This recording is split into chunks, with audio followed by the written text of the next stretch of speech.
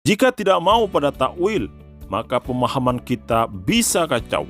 Misalnya ada orang buta matanya di dunia, maka orang buta tersebut pasti masuk neraka di akhirat. Sebab Al-Quran mengatakan, وَمَنْ كَانَ فِي هَذِهِ أَعْمَى فَهُوَ فِي الْآخِرَةِ أَعْمَى وَأَضَلُّ سَبِيلًا. Barang siapa yang di dunia ini buta, maka dia di akhirat buta dan lebih tersesat jalannya.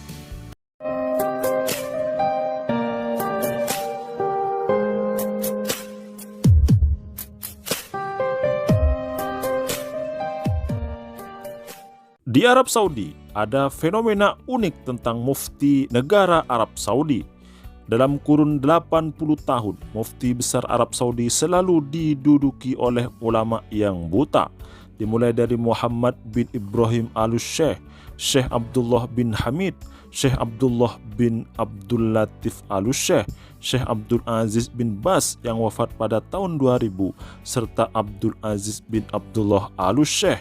Semua mufti Arab Saudi ini adalah orang yang buta. Sebagaimana dilansir di dalam website kitabat.info dengan judul Al-Ulama Al-Umyan fi Saudiyah Hikmatun Am Sodafatun. Mimin tidak ingin membahas kenapa mereka buta. Mimin juga tidak ingin membahas kenapa seorang mufti harus dari orang buta.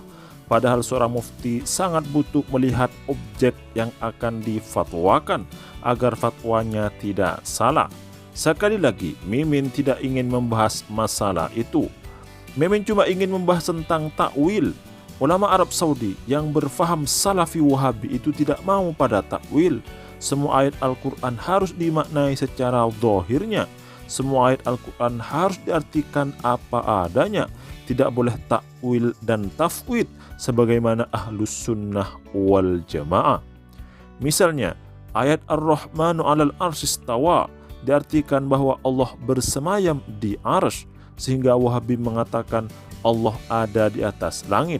Beda dengan ulama Ahlus Sunnah wal Jamaah yang mengatakan bahwa arti istawa adalah menguasai, artinya Allah menguasai arsy. Tentu, mengartikan ayat mutasyabihat secara zahir itu sangat berbahaya, bisa menyebabkan menjisimkan dan menyerupakan Allah dengan makhluk, dan juga bisa menyebabkan kita salah dalam memahami Al-Quran. Artinya, jika Salafi Wahabi tidak mau dan mengkafirkan Ahlus Sunnah wal Jamaah yang mentakwil, maka pemahaman mereka bisa sesat dan salah. Contoh, ada sebuah cerita bagus dan unik, sangat relevan untuk renungan bagi kita semua, terutama Salafi Wahabi yang tidak mau pada takwil. Dikisahkan, ada salah satu ulama Aswaja berdebat dengan salah satu ulama Wahabi. Dikatakan bahwa ulama Wahabi itu buta atau tunanetra. Hanya saja Mimin tidak tahu siapa nama ulama yang buta itu. Apakah mufti Arab Saudi yang disebut di atas atau ulama yang lain? Mimin juga tidak tahu siapa nama ulama Aswaja itu. Sebagian riwayat mengatakan beliau adalah As-Singkili. Di akhir perdebatan, ulama Aswaja mengatakan, jika Wahabi tidak mau mentakwil ayat Al-Quran, maka ulama Wahabi itu akan masuk neraka. Suasana pun menjadi ramai dan perdebatan semakin seru. Lalu ulama Aswaja itu membaca surat Al-Isra ayat 72. وَمَنْ كَانَ فِي هَذِهِ أَعْمَى فَهُوَ فِي الْآخِرَةِ أَعْمَى وَأَضَلُّ سَبِيلًا. Jika diartikan secara zahir tanpa takwil, maka arti ayat ini begini. Barang siapa yang di dunia ini buta matanya, maka dia di akhirat akan buta dan lebih tersesat jalannya. Akhirnya, ulama Wahabi itu terdiam, bungkam dan tidak berkata apa-apa.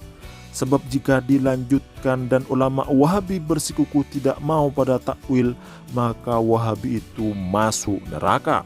Jika ayat di atas ditakwil, maka akan menyalahi prinsip sesat keyakinan ulama Wahabi itu.